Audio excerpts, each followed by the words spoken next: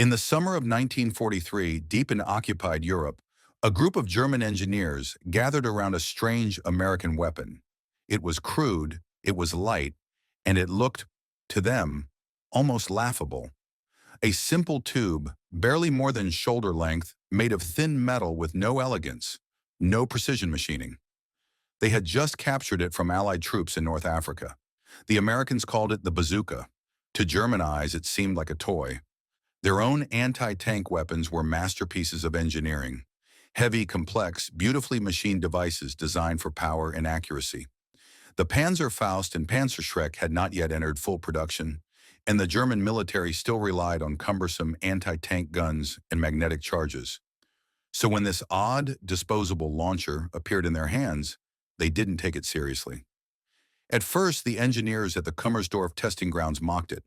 One officer was said to have laughed, calling it a plumber's pipe.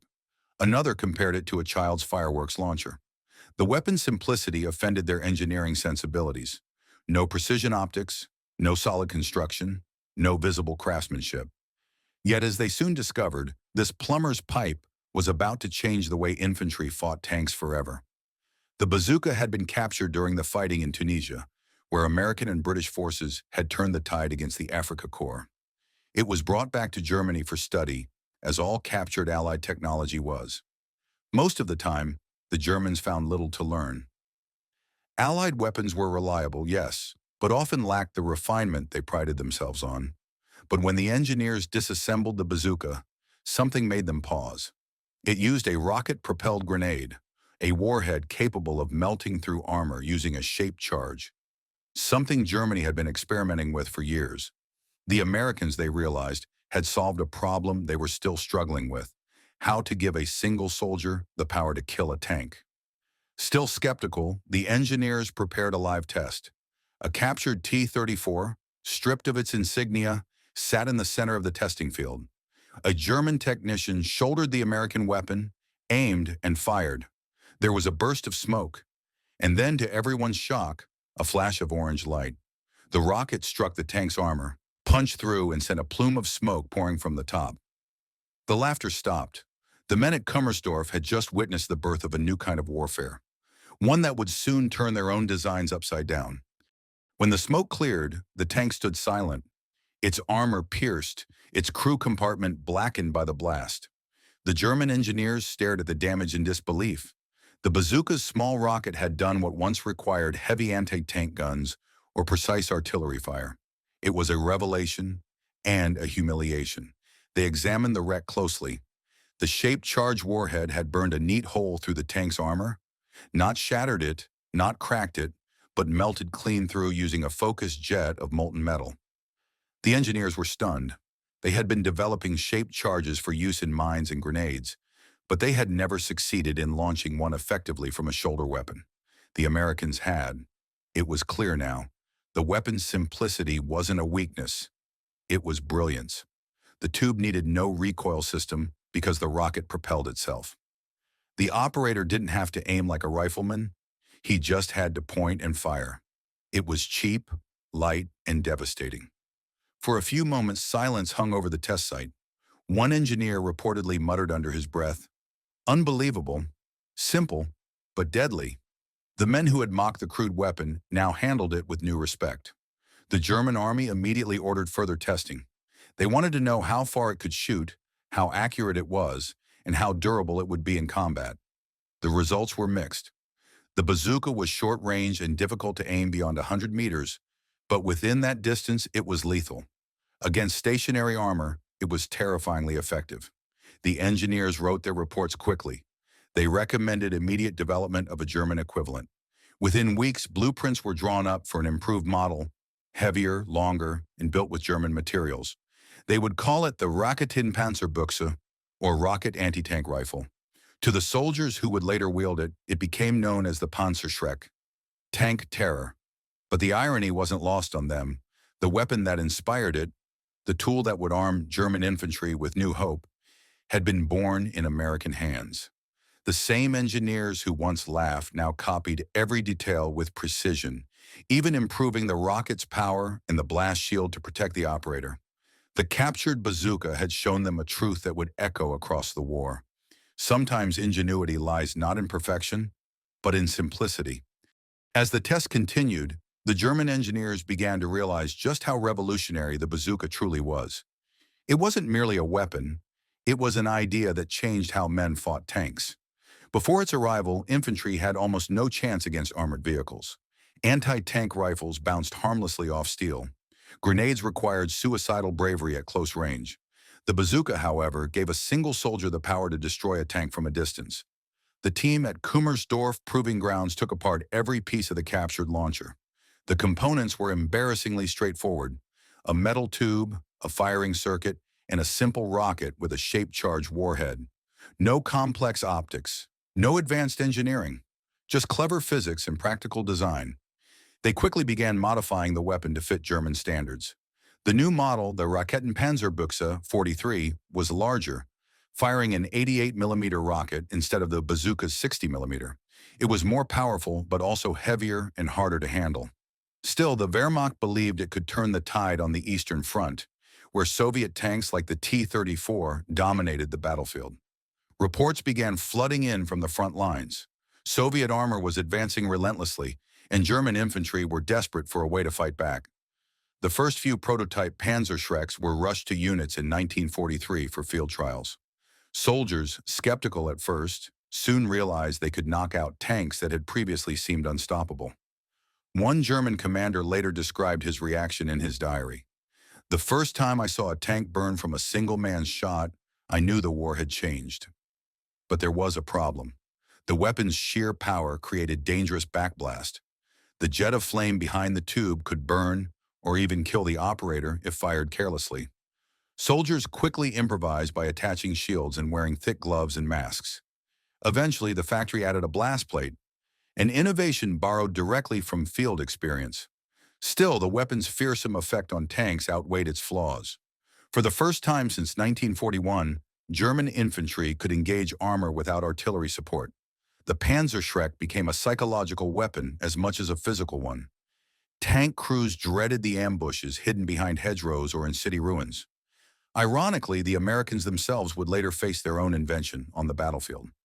Reports from Allied tank crews during the Normandy campaign spoke of German rocket guns, weapons with devastating armor penetration. They were unknowingly describing the German improved descendants of their own bazooka. The invention that started as an American innovation had returned to the battlefield, deadlier than before. By early 1944, the German army had fully embraced the new weapon.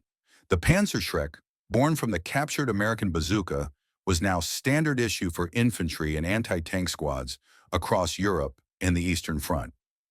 What had begun as a curiosity, a toy in the eyes of German engineers, had evolved into one of the most feared infantry weapons of the war. The weapon's effectiveness was undeniable. During the fighting around Kursk and later in Italy, small teams armed with the Panzerschreck managed to destroy heavy Soviet and Allied tanks that previously required artillery fire to stop. A well-aimed rocket could pierce even the frontal armor of a Sherman or a T-34, but it came at a cost. The weapon was cumbersome, requiring two men, one to aim and fire, another to reload and watch the backblast area. It was heavy, nearly twice the weight of the original bazooka, and difficult to move through forests or ruins. Still, German soldiers adapted. They learned to hide in cellars, behind rubble, and in the deep shadows of the cities they defended. What made the story remarkable was how quickly the Germans turned an enemy invention into a refined and deadly tool. Within months of capturing a single bazooka, German engineers had reverse-engineered it, scaled it up, and distributed thousands to the front. It was a testament to their technical discipline and their desperation. As one German report coldly stated, infantry must again become the hunter of tanks. Yet behind every success lay an irony. The weapon that gave new power to German soldiers had been inspired by the ingenuity of the very enemy they sought to defeat.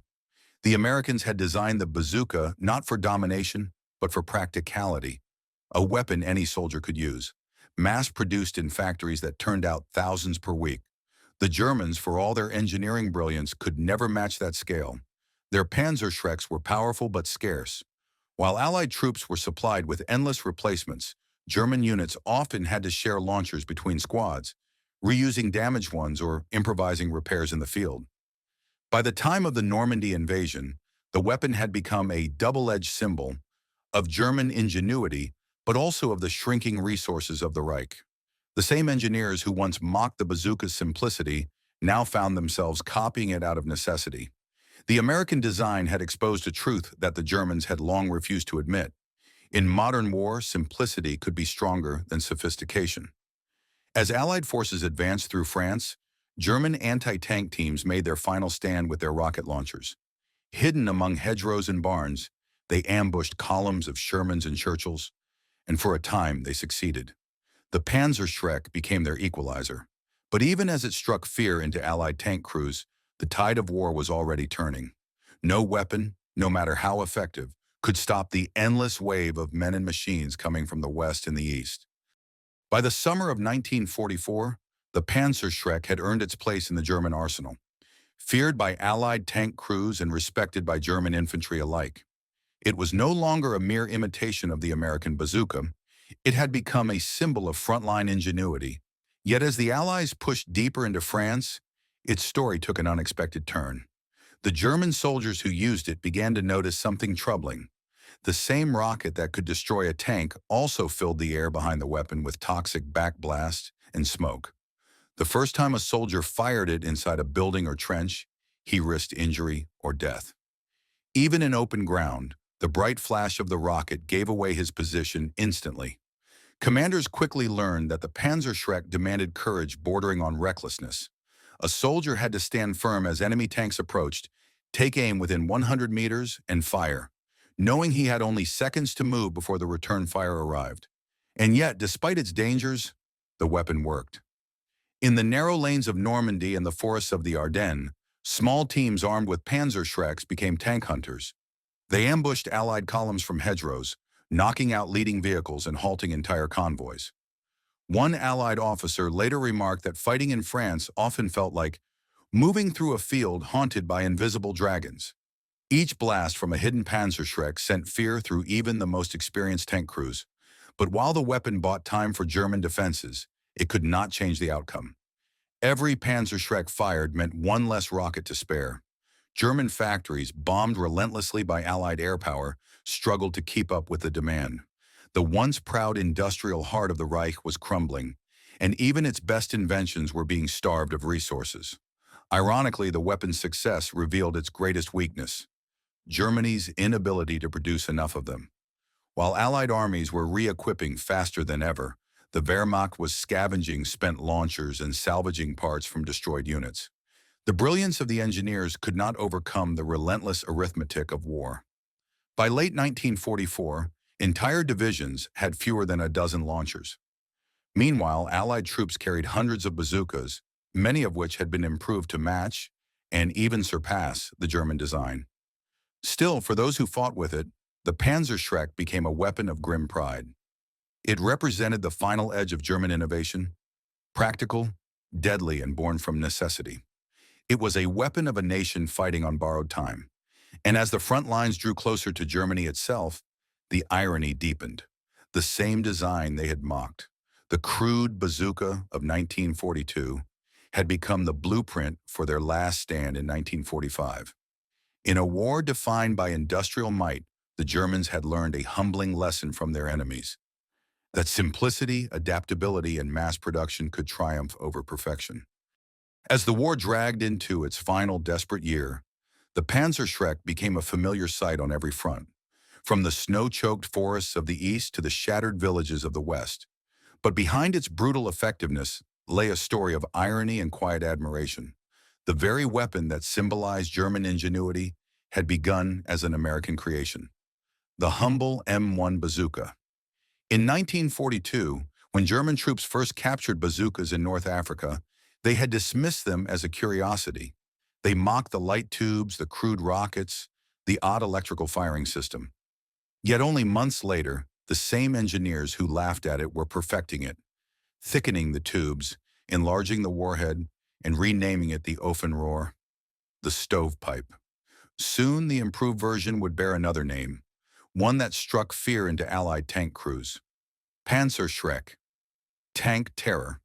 By 1944, its power was undeniable. A single soldier could disable even the most heavily armored Sherman or Churchill tank.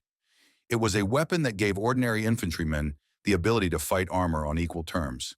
But the more the Germans used it, the more they understood the genius behind the original American idea. The bazooka had been revolutionary not because it was perfect, but because it worked. It was light, portable, cheap to make, and easy to use. The Americans could build thousands of them every month, ship them across oceans, and still improve the design along the way. The Germans, by contrast, refined it, but could never produce enough to make a difference. In late 1944, reports from the front described the chaos wrought by Panzerschreck teams ambushing Allied armor. Yet for every tank destroyed, 3 or 4 launchers were lost in the counterfire. Soldiers who survived often came back half-blinded or deafened from their own weapon's backblast. The Panzerschreck was lethal, but it demanded sacrifice. Meanwhile, the Allies studied captured versions and responded quickly. The improved M9 bazooka, with better range and a safer design, began appearing in greater numbers. It was lighter, easier to aim, and just as deadly. The tide was turning not only in the skies and seas, but in the invisible contest of design. The weapon that had once symbolized Germany's mastery of engineering had become a testament to the Allied approach. Innovation through simplicity and mass. While German soldiers carried hand-built weapons into battle, American factories rolled out tens of thousands of bazookas every month, flooding Europe with firepower. By early 1945, German engineers understood the bitter truth. Their Panzerschreck, as fearsome as it was, could not turn the tide. It was a masterpiece of desperate refinement, but desperation alone could not win a war. And so, as German industry collapsed under relentless bombing, the engineers who once laughed at the crude American design found themselves humbled by it. They had copied it, improved it, and even feared its effectiveness. But in the end, it was the weapon's simplicity that triumphed. By 1945, as the Allies advanced into the heart of Germany, the Panzerschreck had become both a symbol of defiance and of futility.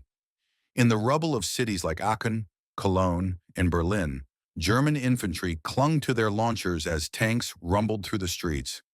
It was the last equalizer, a final hope against overwhelming force. The weapon's evolution was remarkable. The first crude bazookas captured in North Africa were light, compact, and efficient, but their warheads struggled against heavier armor.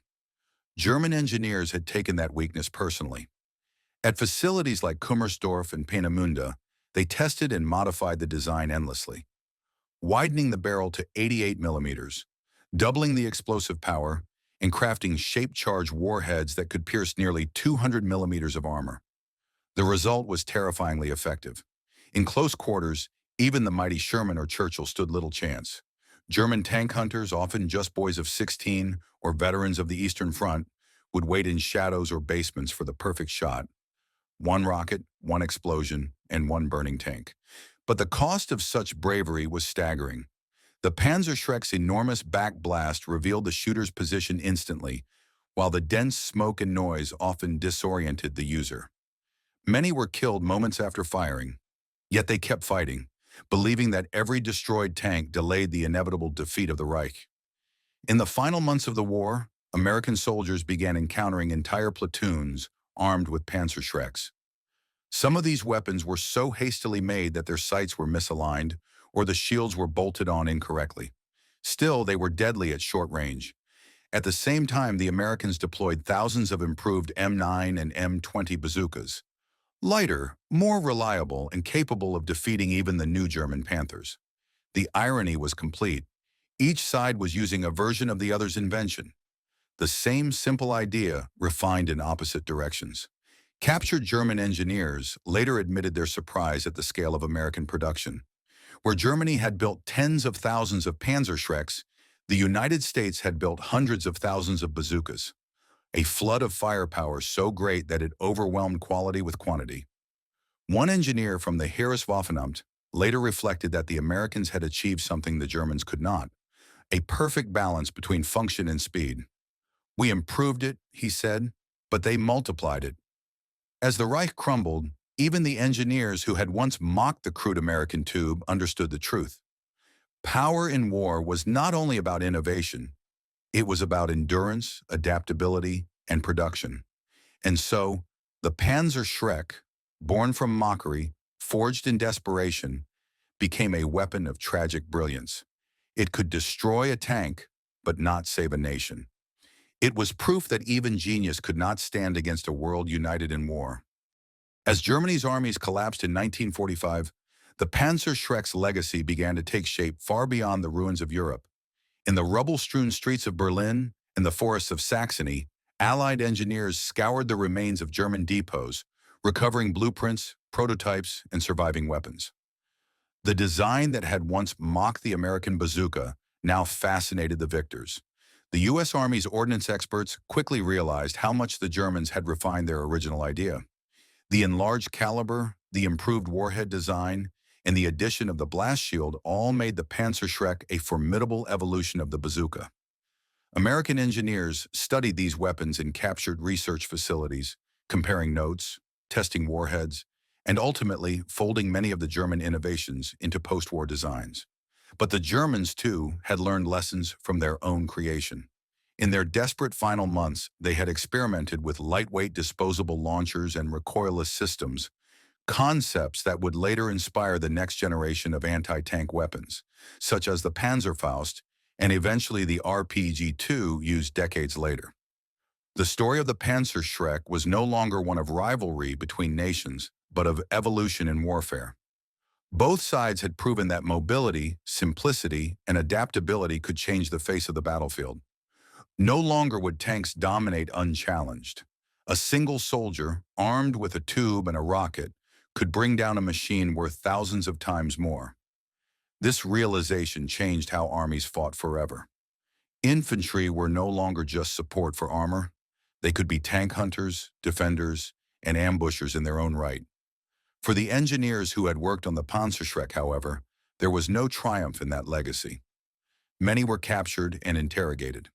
Others returned to civilian life, their designs studied and absorbed by nations they had once fought against. One engineer from the original team later described the experience as watching your reflection fight on both sides of the mirror. In the post-war years, the Panzerschreck and the bazooka would fade into museums, replaced by sleeker, deadlier descendants. Yet their influence endured. Every modern shoulder-fired anti-tank weapon, from the RPGs of the Cold War to the guided missiles of today, carries the DNA of those two wartime inventions. Both born from necessity, both shaped by desperation, both redefining what a single soldier could do. In the end, the rivalry between German and American engineers had not just built weapons, it had built a new kind of warfare, one where innovation mattered as much as courage, and where the balance between strength and speed could decide the fate of entire armies.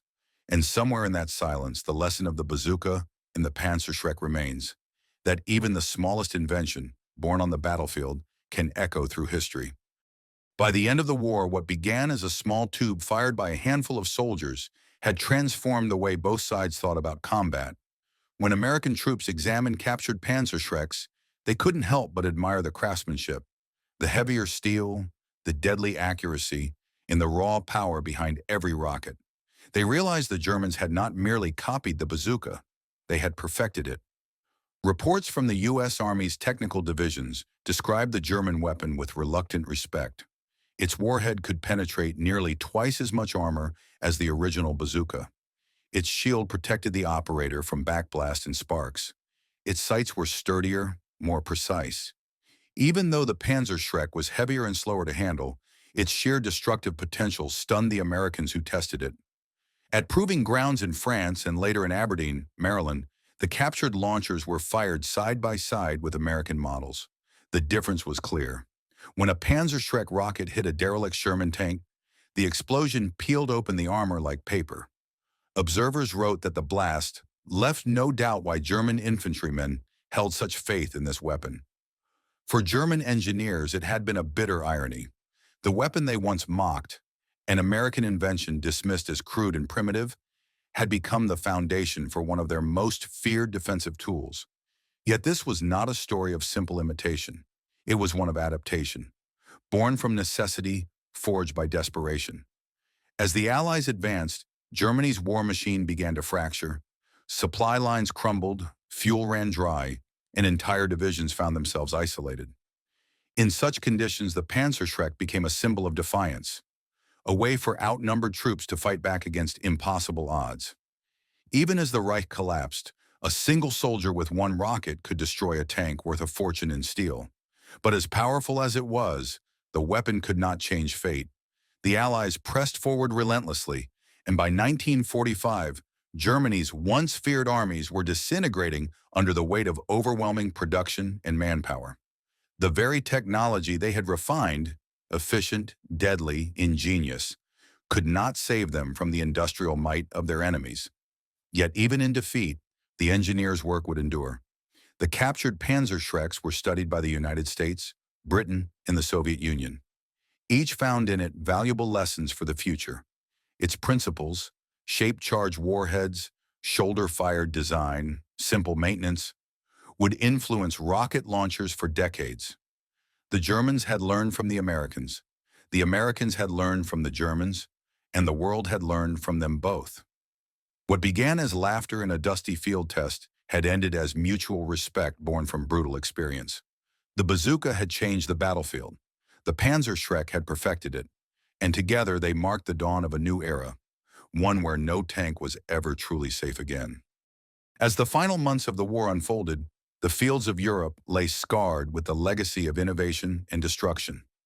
Among the twisted remains of tanks and shattered bunkers, a quiet truth emerged, that the smallest invention could reshape the fate of armies.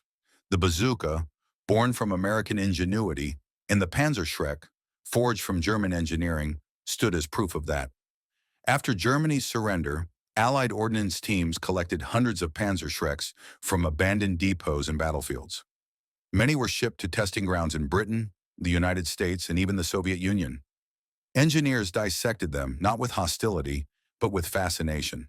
They traced the weapon's lineage, from a captured bazooka on the Eastern Front to the factories of Leipzig and Magdeburg, where the German version had been refined, improved, and mass-produced. The results of those studies would ripple far into the post-war years. The U.S. Army's later M20 Super Bazooka adopted lessons learned from the Panzerschreck: larger warheads, sturdier construction, and better sights. The Soviets, too, drew on the same inspiration to develop the RPG-2 and later the iconic RPG-7.